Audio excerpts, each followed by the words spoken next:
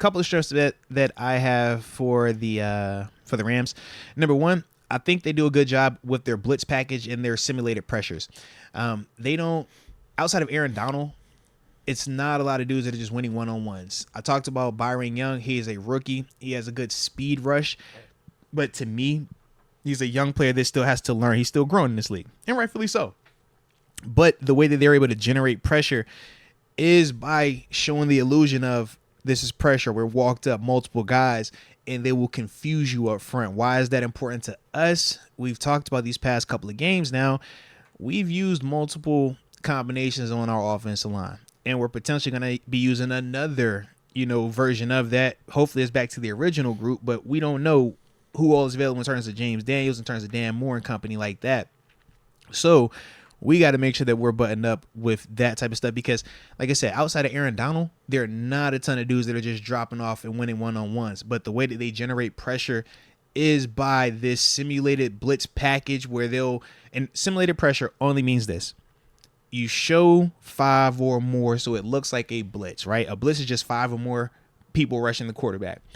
The simulated pressure is I'm going to show you 5 or more, but I'm only going to rush 4. So I'm going to drop a D lineman or 2 out. Confused offensive line. With some of their reads and communication. And that's what they've been doing a good amount of. So they'll have their linebackers, their DBs and stuff walked around the line of scrimmage, and you'll see a D line or 2 drop out, but it'll be a corner coming. And you're like, oh, it's a blitz. I got to get rid of it now.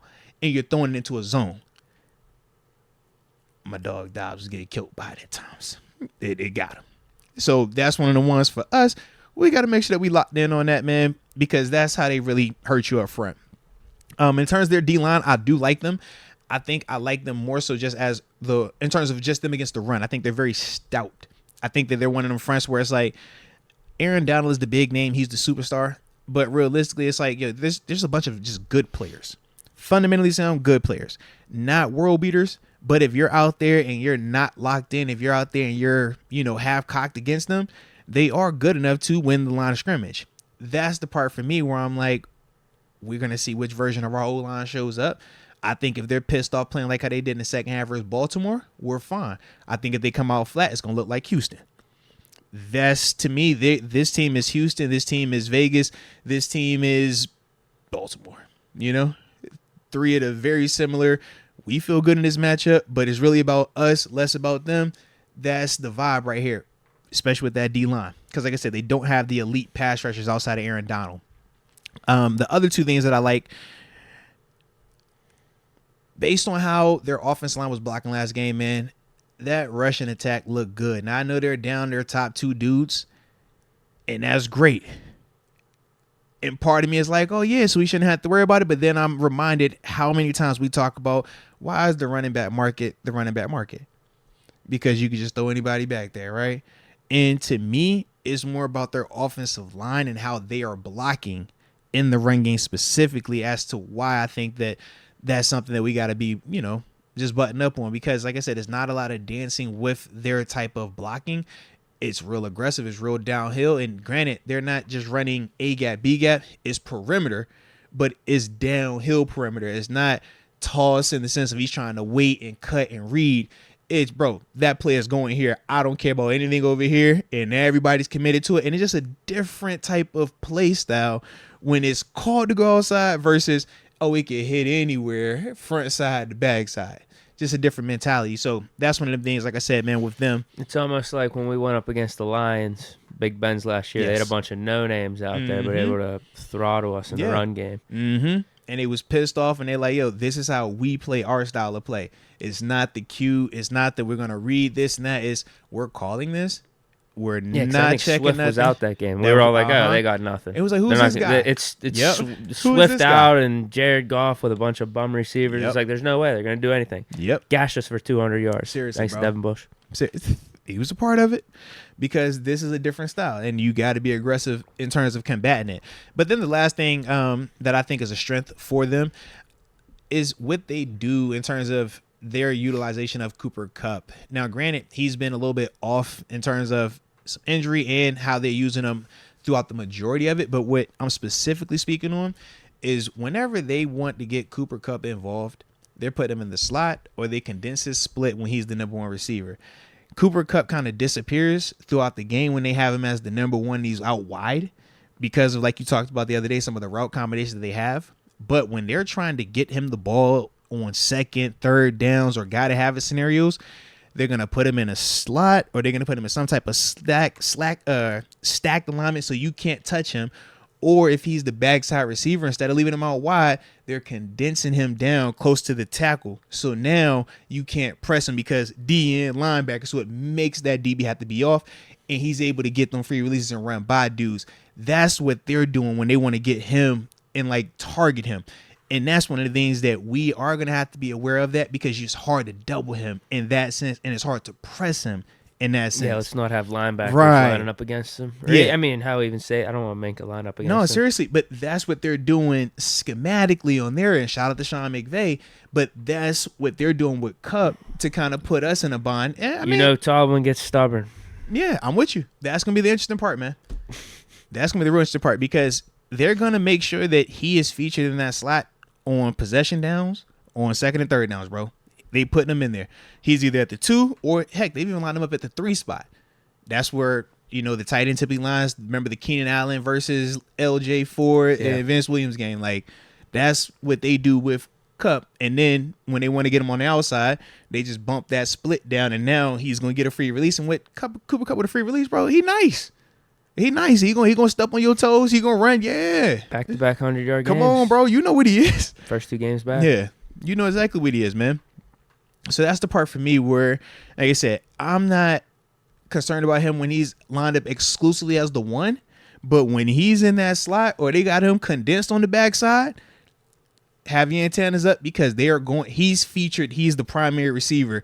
And you watch him on tape, man. Stafford is looking at it every single time. And it's just, all right, it wasn't there, or they missed. But they're still getting their rhythm back. But it was plenty of times where it's like, all right, that's the action right there. That's the telltale sign. Kupp in the slot, action. He got that X-nasty split on the backside, action, man. And those are the ones, like I said, we got to really, like I said, just be buttoned up on, man. But what you got in terms of your strengths? Because we ain't hit the weaknesses yet. I'm going to go with Stafford. Still think he's got it. Think he proved this year thus far he's not over the hill. Isn't he like top 5 in passing yards or something like that? I was going to say, where do you rank him at? Top 10, top 5? And this is without Cooper Kupp for the first, 4 or 5 games. He's just doing it with Puka Nacua and Tutu Atwell out there. Shout out to Tutu. Where you ranking him, though? Oh, he's still top 10. He's top 10. Remember top 10. We had him 9 or 10 coming into this year? Yeah. And I think it remains. For sure. Around 9, 10, maybe a little bit better. I'd maybe have him over like a Herbert or something. Okay. Dude that hasn't proven anything. Yeah, because I feel like he's in that 6 to 10. And somewhere in there, I think lower, closer to. He's still got it. Like, he's still Matt Stafford. That's all I needed to see. I didn't know if he was washed potentially because of the injuries last year, but he's doing it with less than he's ever had being out in LA, because not just initially he had Cooper Kupp, he had Beckham. And he had Whitworth and company up front. Didn't he have someone else? Didn't he have 3 receivers? It was Woods, and then he got hurt. Yeah, it was Woods, Cooks, and then Kupp. You're right. That line was better too. Yeah, that's what I'm saying. Like, this is a whole new cast that's out there. Running game. He used to have Gurley. Then it was CJ, and then who was the cat from Florida State? Cam Akers. It was kind of hit or miss with him, but it was still. Yeah. I like that running back too out of Notre Dame, Kyron Williams. Yeah. I think they are going to be missing him. Yeah, they said he's going to miss like a couple of games. Yeah, to your point, we still can't go to sleep and say, oh, they're missing their top running back. Like, we still got to do our thing on defense. Yeah. But I think he was really good for them thus far this year. Yeah.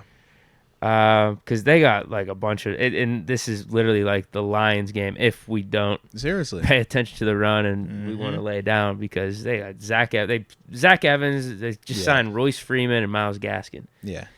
Those aren't the guys, yeah. But if the Rams O-line does something, opens up lanes, they can at least hold on to the ball and run downhill. Yeah. That's the thing. Right. Whereas I feel like Kyron Williams, he's been making plays for them. He's out, so I won't put that as my number 2. I'm going to say the receiving core. Obviously, Cooper Kupp coming back-to-back 100-yard games. Matthew Stafford's favorite target. Triple count just a couple years ago as a receiver. But, yeah, Puka and then Tutu Atwell are doing some things too, so if we focus all of our energy on Cooper Kupp, that leaves potentially Puka, Tutu, single coverage, and with how our secondary's playing, I don't know if that's a guarantee that we stop them. Hopefully it is for this game. Coming off the bye, hopefully Levi, Pat P, whoever it is that's going to be on these, JPJ even, whoever's going to be on these secondary receivers can lock them up. Yeah. And then defense, Aaron Donald. I would also throw Sean McVay into the strengths or things I like about the Rams because he's a damn good coach. This team, like TG said, I mean, they were on the brink coming into the season. Are they tanking? What's going to happen? They're 3-3. Like they're a legit good team. I don't think they're top tier in the NFC or anything, but they could sneak into the playoffs. Think about it. Yeah, they could sneak into the playoffs and be like a 7 seed or something like that. I don't think they're going to be better than 10 wins. They don't have a high ceiling, but it's almost like a Tomlin coach team with Sean McVay. That's what I'm witnessing right now because I think last year was way worse than what he's got to deal with this year because last year it was like rotating quarterbacks, lost all their stars.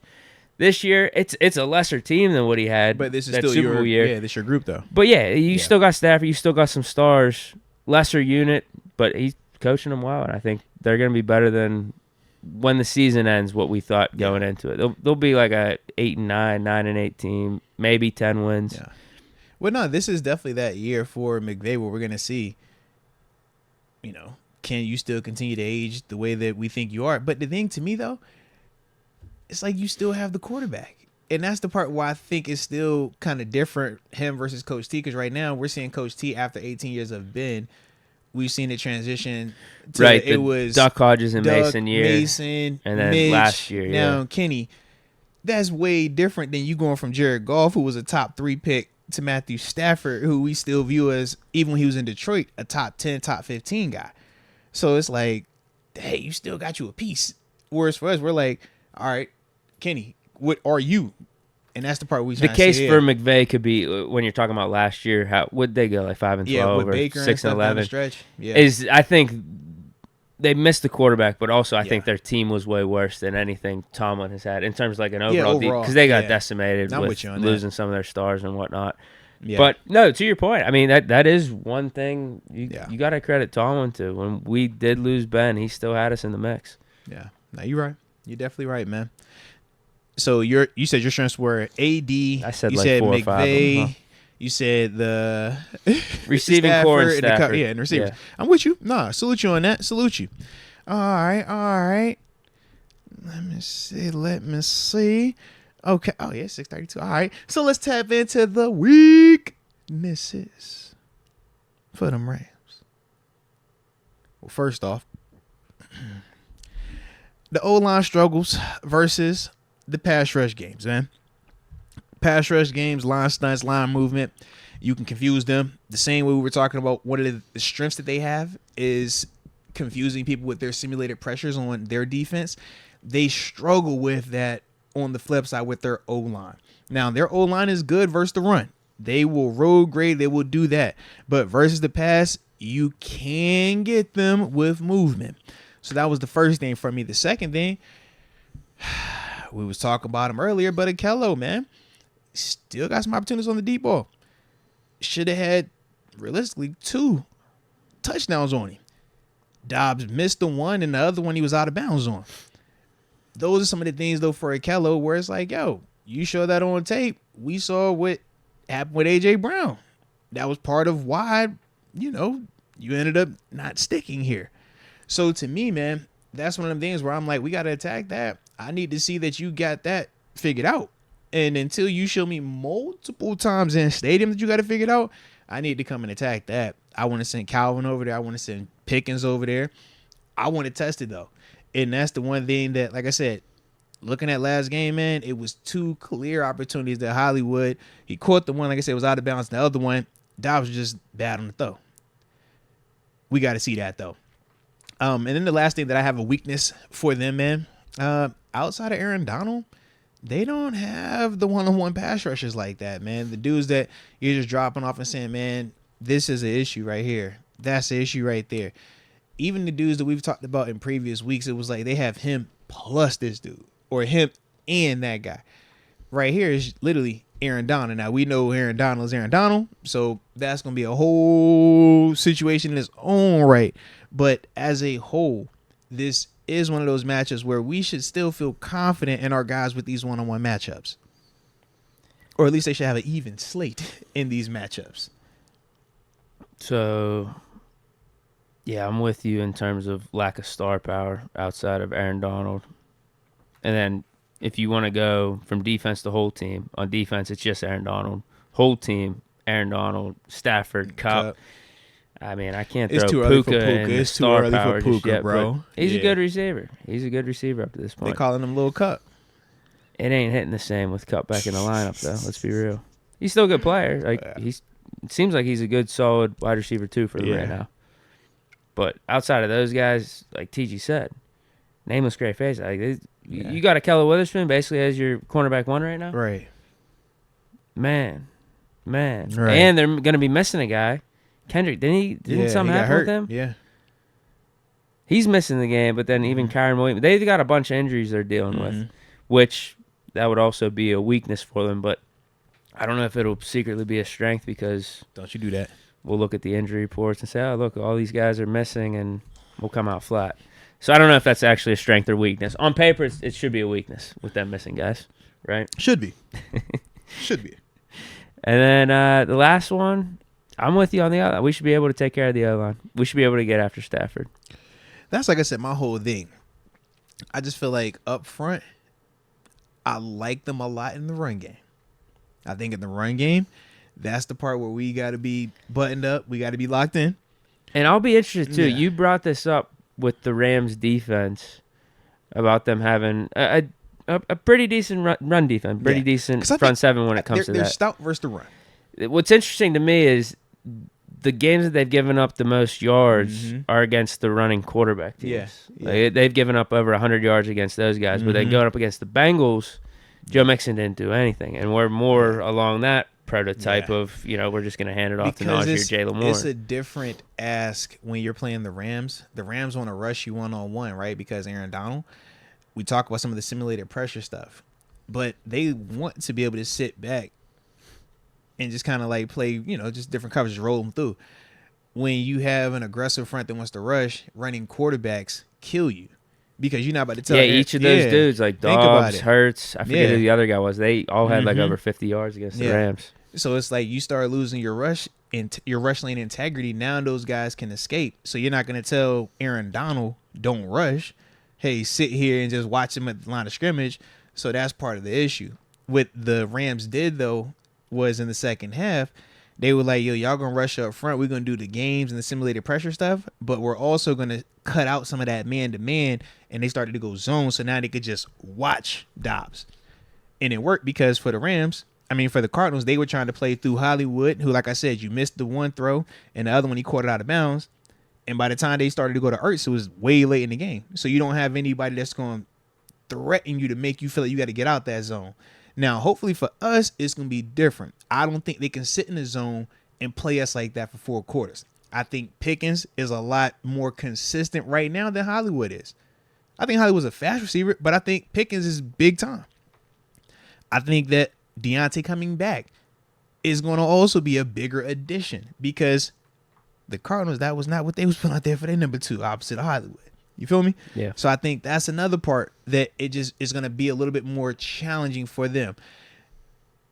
And if Moof is back, hopefully he is getting a little bit more targets.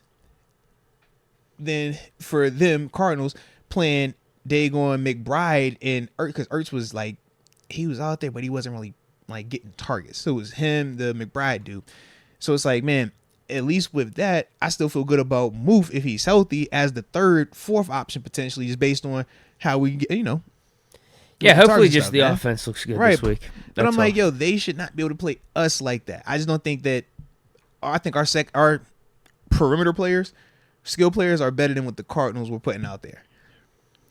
I don't care how it looks for running the ball. Yeah, Najee gets 20, 25 carries, goes for 120, or if Kenny's cooking them, I could care less what it looks like. Yeah. But we should have opportunities no matter what way we want to slice it. Yeah. Now, TG might be wrong. I just saw the bottom ticker there. opened up the 21-day window for Kyler Murray. The Cardinals did. They did, right? Yeah. No, because if you practice, you get the window open. Uh, Yeah. And there's like they He's said this is saying the they're first just gonna time he's shut him practiced down, since then. Well, yeah, because what you do is you let We him did that practice with Calvin 21. Austin yeah. last year. Yeah. Practice your 21 days. Let me see what you look like. All right, man. It ain't right no more. Yep. But yeah, so that's why the 21-day window opened up. But yeah, it will be interesting to see if he actually does put that jersey back on and play, because that does get real different if he were to go down and get hurt, man. Yeah.